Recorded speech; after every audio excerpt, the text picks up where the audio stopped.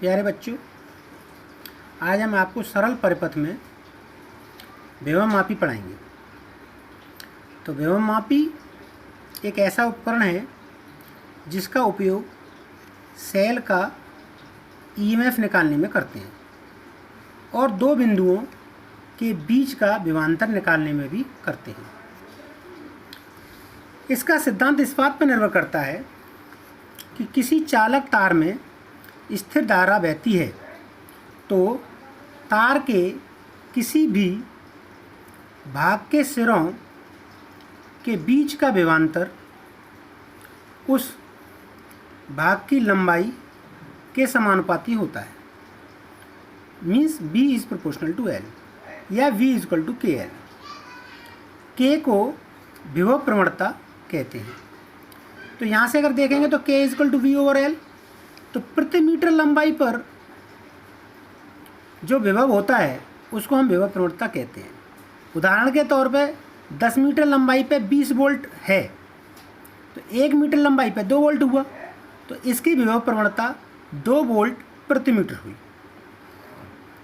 इसमें एक सर्किट होता है जिस पर हम चर्चा करते हैं। इसके मेन सर्किट जो होता है, जैसे हम प्राइमरी सर्किट कहते हैं, उसमें एक सोर्स बैटरी होती है। ये जो देख रहे हो आप, ये सोर्स बैटरी कहलाती है।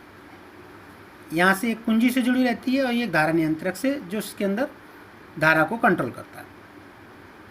तो सोर्स बैटरी से धारा ए पर आती है और ए से बी पर और फिर धारा नियंत्रक से होती हुई ये सर्किट कंप्लीट हो जाता है। इस सर्किट को हम प्राइमरी सर्किट बोलते हैं। धारा ए से बी की तरफ जा रही है, धारा ए से बी की तरफ जा रही है, तो ए का विभव ज़्यादा होता है और बी का विभव कम होता है, इसलिए V A is greater than V B. तो ए से बी की ओर जाने पर विभव कम होता जाता है। तब यहाँ से विभव प्रवणता के जो होती है, फिर वो एकांक लंबाई पर विभव में जो गिरावट होती है, जो पतन होता है, उसको हम विभव प्रवणता कहते हैं। विभव मापी का उपयोग सेल का ईएमएफ निकालने में करते हैं, इसलिए इसके तार ए बी जो है, इसकी लंबाई 10 मीटर लेते हैं या ज़्यादा लेते हैं। ज़्यादा इसलिए लेते हैं कि ए बी तार के बीच में जो विभव होता है वो 10 मीटर का तार है और 10 मीटर तार पे सपोज कीजिए 1 वोल्ट विभव है, तो 1 मीटर पे कितनी हुई, 0.1 वोल्ट। तो विभव प्रवणता जितनी कम होगी उतनी उसकी सेंसिटिविटी ज़्यादा होगी, इसलिए ए बी तार की लंबाई ज़्यादा लेते हैं। तो इसलिए इसकी ज़्यादातर इसकी लंबाई 10 मीटर ली जाती है। तो ए बी तार के से हम दूसरा सर्किट बनाते हैं जिस सेल का हमको ईएमएफ निकालना होता है। इसको हम सेकेंडरी सर्किट बोलते हैं। तो जिस सेल का ईएमएफ निकालना होता है उसकी प्लस प्लेट और सोर्स की प्लस प्लेट दोनों साथ साथ जुड़ी रहती है। तो इसकी प्लस प्लेट जो है वो बैटरी से जुड़ी हुई है और ऋण प्लेट जो है एक धारामापी से जुड़ी रहती है। धारामापी एक पॉइंटर से जुड़ा रहता है, जिसे हम जॉकी कहते हैं। ये जो जॉकी है वो तार ए वी के बीच में टच करके देखी जाती है। तो टच करते हैं तो हमने उसमें 3 बिंदुओं पर डिस्कशन किया है कि जैसे J1 पे हमने टच की तो A और J1 के बीच का जो विभवांतर है वो इस सेल के विभवांतर से कम है। तो विद्युत धारा का जो रास्ता है वो A J1 E A मतलब ऐसे होता हुआ बनेगा। यदि A J1 का बीच विभवांतर कम है तब आपकी जो धारामापी है वो इधर विक्षेप दे देगी लेफ्ट साइड में। और यदि हमने उसे J2 पर टच किया तो A J2 के बीच का विभवांतर लगे हुए सेल के विभवांतर से बड़ा है, ईएमएफ से बड़ा है, तो विद्युत धारा A E J2 A इस तरह से बहेगी यूं करके। तब आपकी धारामापी राइट साइड में विक्षेप दे देगी। तो मतलब इसमें समझना ये है कि अगर विभवांतर सेल के विभवांतर से कम होगा, सेल के ईएमएफ से कम होगा, तो लेफ़्ट साइड में आपका सिग्नल आएगा, और अगर विभवांतर सेल के ईएमएफ से बड़ा होगा तो राइट साइड में जाएगा।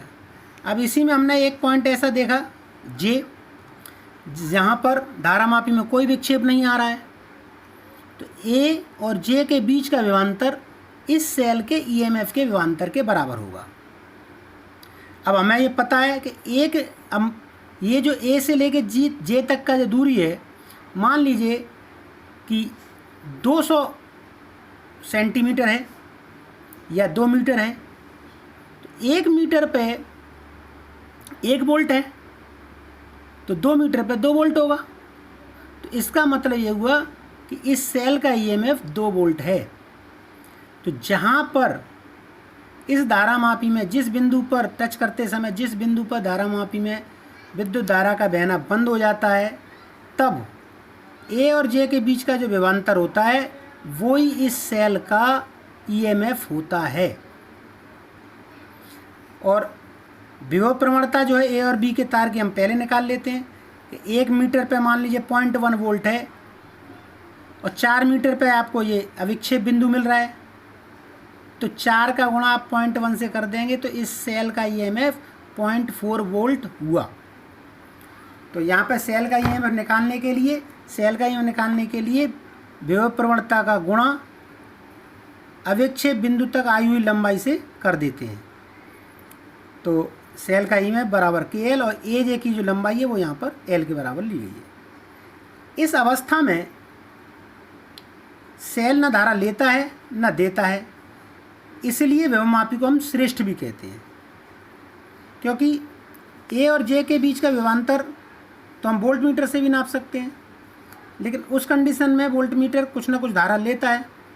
लेकिन इस कंडीशन में अविक्षेप की बिंदु स्थिति आती है और ये बिल्कुल भी धारा नहीं लेता है, तो ये सेल का जो ईएमएफ होता है वही इस ए और जे के बीच का विभवांतर होता है, इसलिए हम विभवमापी को श्रेष्ठ भी कहते हैं। इस विभवमापी का जो उपयोग है वो 2 तरह से करते हैं, 2 सेलों का ईएमएफ की तुलना करने में और सेल का आंतरिक प्रतिरोध निकालने में। 2 सेलों के ईएमएफ की तुलना करेंगे तो जो सेकेंडरी सर्किट है इसके अंदर हम इस सर्किट को जोड़ देंगे। यहाँ पर देखिए ये मैंने एक पॉइंट ए लिया है और ये यहाँ पर भी पॉइंट ए है, तो इसको ले जाकर इससे जोड़ देंगे और ये 2 सेल हैं और यहाँ पर आपकी ये धारामापी है, इस धारामापी को यहाँ पे जो कि जोड़ देंगे। तो मतलब जो सेकेंडरी सर्किट है वो सेकेंडरी सर्किट में इस स्थान पर ये वाला सर्किट जोड़ देंगे। तो हम यहाँ पर पहले E1 के लिए लंबाई निकालते हैं, सेल E1 के लिए लंबाई निकालते हैं K2 को खुला छोड़कर,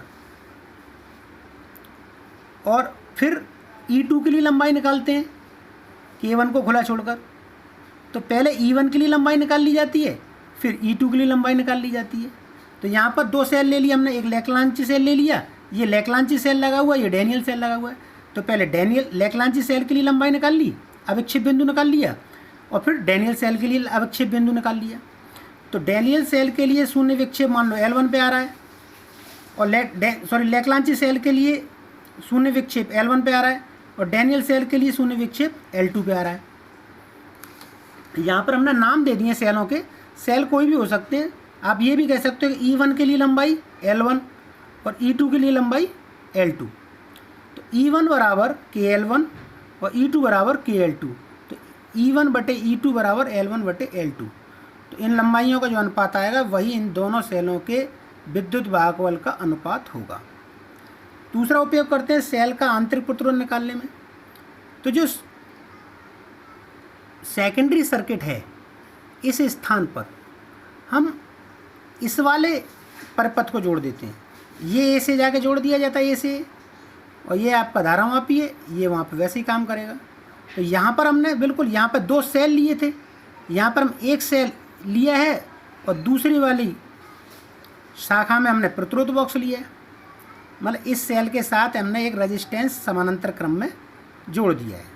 यहाँ पर 2 सेल थे, हमें यहाँ पे एक सेल है और दूसरा जो है इसके समानांतर क्रम में एक प्रतिरोध है।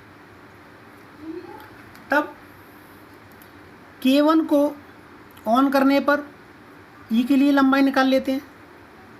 दूसरा K2 को ऑन करके प्रतिरोध बॉक्स से जो हम प्रतिरोध निकालते हैं उसके लिए विभवांतर निकाल लेते हैं। तो अब यहाँ पर मान लो हमने ई के लिए लंबाई L1 आई और यहाँ पर प्रतिरोध निकाला हमने 10 वोल्ट 10 ओम, तो 10 ओम के लिए लंबाई आई L2, तो 10 ओम के प्रतिरोध का जो विभवांतर है वो KL2 होगा। तो यहाँ पर हमने बताया आपको K1 को ऑन करने पर E बराबर KL1 और K2 को ऑन करने पर V बराबर KL2। यहाँ पे L1 जो है इस सेल के EMF के लिए है, L2 जो है वो प्रतिरोध के लिए विभवांतर है। तो हमने आंतरिक प्रतिरोध का आपको सूत्र पढ़ाया था, आंतरिक प्रतिरोध R बराबर कैपिटल R इंटू E/V-1। तो R और यहाँ से E/V का मान L1/L2 यहाँ रख देंगे, तब इस सूत्र में आप L1 L2 आपको ज्ञात है, L1 आपको E के लिए लंबाई है, L2 आपकी R के लिए लंबाई है। तब L1 L2 का मान रखकर और R जो है, R जो प्रतिरोध का मान जो आपने इस सेल से, ये जो प्रतिरोध बॉक्स है इससे निकाला हुआ मान है जो ज्ञात है आपको, तो R भी ज्ञात है, L1 भी ज्ञात है, L2 भी ज्ञात है, तो इनका मान रखकर आप सेल का आंतरिक प्रतिरोध निकाल सकते हैं। R जो है रेजिस्टेंस बॉक्स से निकाला है, इसकी आपको प्रतिरोध की पता है, और V जो है यहाँ पे सेल का टर्मिनल विभवांतर है। इस सेल के साथ समानांतर क्रम में इस प्रतिरोध को जोड़ा है, तो इस प्रतिरोध का ये टर्मिनल विभवांतर है। तो ये सूत्र में डालकर हम सेल का आंतरिक प्रतिरोध निकाल सकते हैं। तो विभवमापी का दो उपयोग किए जाते हैं, एक सेल का दो सेलों के EMF की तुलना करने में, सेलों के EMF की तुलना करने में, और दूसरा सेल का आंतरिक प्रतिरोध निकालने में। यहाँ जो सेकेंडरी सर्किट है ये, इस सेकेंडरी सर्किट पे इस सर्किट को जॉइंट कर देते हैं और जब तो सेलों का EMF की तुलना होती है और इसको जोड़ते हैं तो सेल का आंतरिक प्रतिरोध निकालते हैं। तो मैंने काफ़ी आपको समझाया है कि इनका उपयोग कहाँ है। एक नंबर में प्रश्न आता है कि इसको हम सर्वश्रेष्ठ क्यों कहते हैं। तो आप कह सकते हैं कि शून्य विक्षेप की स्थिति में सेल से ना धारा ली जाती है न दी जाती है, इसलिए विभवमापी को श्रेष्ठ कहते हैं। एक प्रश्न ये भी पूछा जाता है कि तार AV की लंबाई ज़्यादा क्यों ली जाती है। तार AV की लंबाई ज़्यादा इसलिए ली जाती है जिससे विभव प्रवणता का मान कम आए, जितना कम आएगा उतनी उसकी सेंसिटिविटी ज़्यादा होगी। तो ये काफ़ी महत्वपूर्ण टॉपिक है, इससे रिलेटेड कल मैं आपको सवाल कराऊंगा और ये बहुत ही महत्वपूर्ण है, इसे बहुत ध्यानपूर्वक पढ़िए। इस पर सवाल और ये विभवमापी का सिद्धांत, इसके उपयोग पेपर में कई एक बार विगत वर्षों में आ चुके हैं, आप उसे देखें और समझें। फिर मिलते हैं कल नेक्स्ट वीडियो में।